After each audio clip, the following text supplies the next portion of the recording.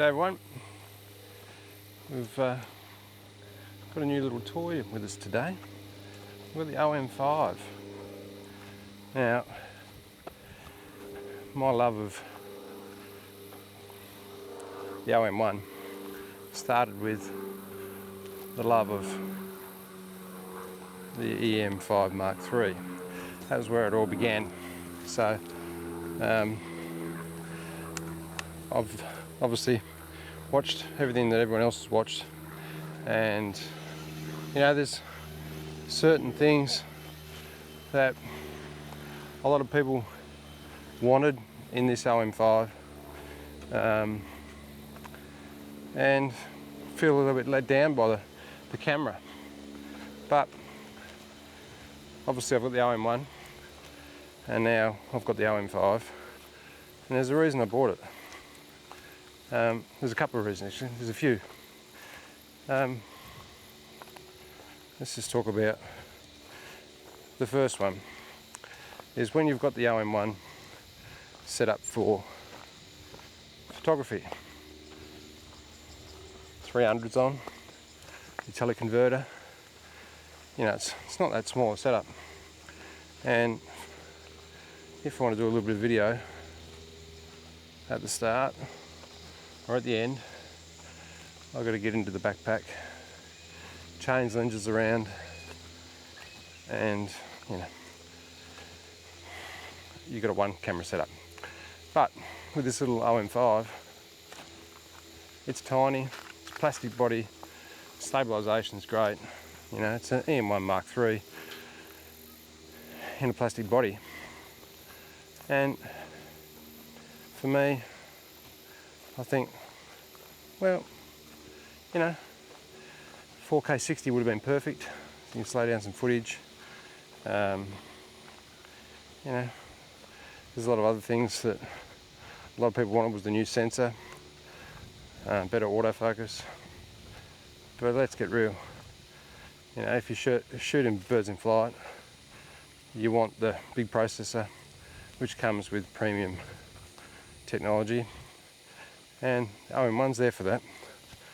And this one, I think, really is more designed for, you know, travellers, when you don't want the big cumbersome camera sitting on the table, or you know, wrapped around your neck when you're moving around, but you still want some good image quality, and you'll get that. You know, I think people have been a little bit harsh, to be honest. Everyone's entitled to their opinion, but I don't think it's doomed to fail at all. It's got a price point, you know, and they'll certainly make them cheaper as you go along if they don't sell, but it's the perfect B camera. And why I say it's B is, on all those other days where you don't want to take your big camera out, you'll take this. And on the days where you don't want to be changing lenses, you'll take two, like I've got today. Sorry about the wind. But yeah, it's basically a test. We're in 4K Cine 24p at the moment. It's got a little Joby monopod setup, and this is the sketchiest part of the track. So I've got all eyes on deck at the moment. I really don't want to see one of these friends that I don't enjoy coming across. So anyway, that is it. I've got the 9mm Panasonic f1.7 on at the moment. Now it is susceptible to flare. The sun's getting up nice and high now, so probably not going to get that problem now. I've got the white balance set to sunny mode. There's got a fair bit of light happening at the moment, and I'm shooting in the flat profile in log, so I'll stick that together in post. So yeah, I'm going to take some photos with the OM-1 and the 300mm with the teleconverter on. It's the 1.4 telly. I've never tried the 2, don't need to get that far, because even when I'm doing what I'm doing now, I really don't have to crop that much, and the image quality, you really want to be, you know, as full as you can on the frame. But if you are using a tele, you're using more glass to get the image that you're trying to get. So 300 with the 1.4 I find to be perfect for what I'm shooting at the moment. You know, I'm only an amateur. Let's get real. But I like good images, you know. And OM-1, it's great for wildlife.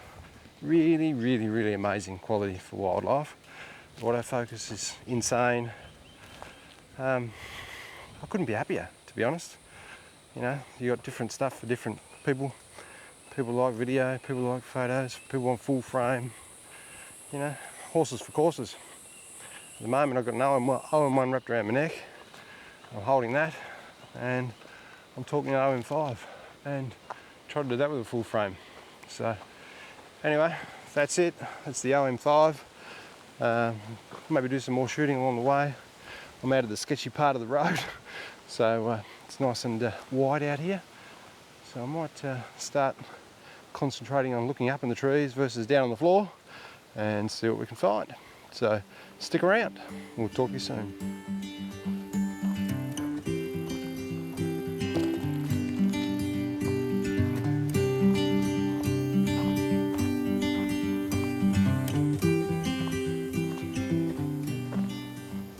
Now if you come in here, you'll see a lot of these management trail markers. Don't be off put by those. Just because it says management trail doesn't mean it's not accessible. It's pretty hot out. Actually might be a bit hot for the birds. Might be hiding deep in the canopy. I'm yet to see one. Lots of butterflies. Didn't come here for butterflies though.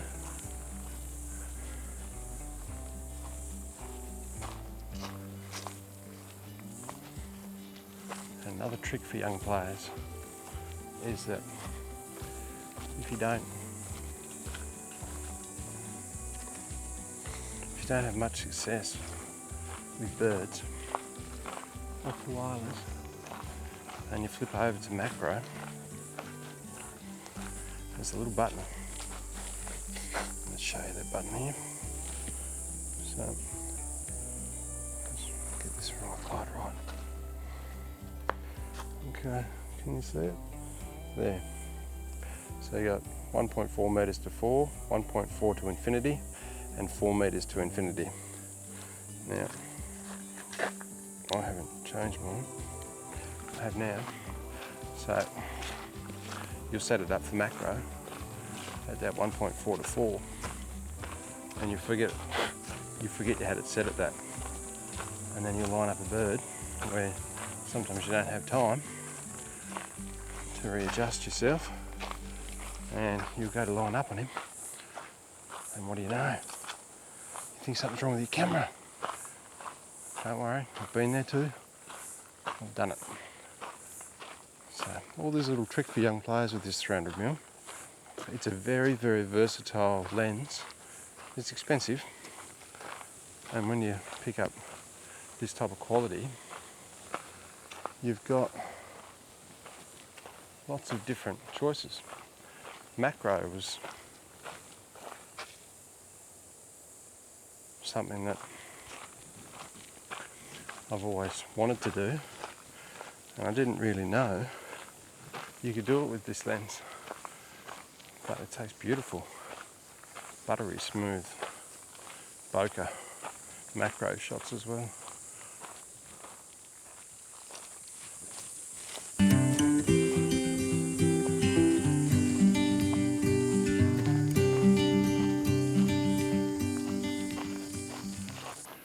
When you see these photos on Instagram, you know, you don't know how much effort's gone into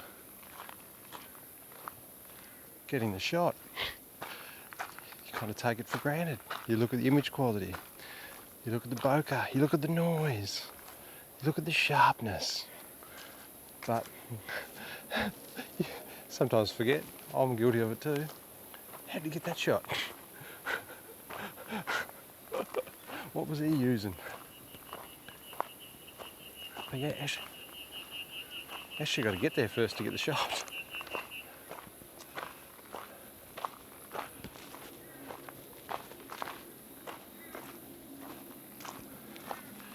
Doesn't matter. You're out in the fresh air. You know, I grew up trout fishing, and my grandfather always used to say, "Doesn't matter, boy. If you don't get a bite, look where you are. Can't get this in any shop more, can you?" He's right, you know. It's nice to be out here in the open air by yourself. Be better if Skinny was here, because Poopo would be able to find something. Got better eyesight than I do. But we don't give up hope. All right, got a few shots. Yeah,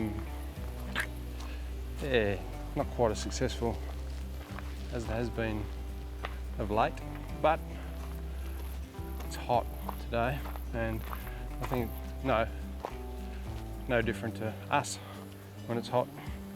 You know, you don't want to go outside. I think they might be deep in the canopy somewhere, laying low. It's still nice to get out. And I'm interested to see how this little OM-5 stacks up. It is so light. It's really the only thing I can talk about, is light as a feather, image stabilisation, so no gimbal needed when you're walking. You know, make your own decision. But over the next couple of videos, I might just take it out by itself and put a long lens on it. The 300 obviously is going to be heavy and lopsided, but it'll still work. With the 40 to 150, I've got that one with the teleconverter as well, so the 2.8. That one's Poopo is going to be training on, so I might be able to take that out exclusively and see how that performs on this body. So until next time, hope you enjoyed the video, and we'll talk to you soon.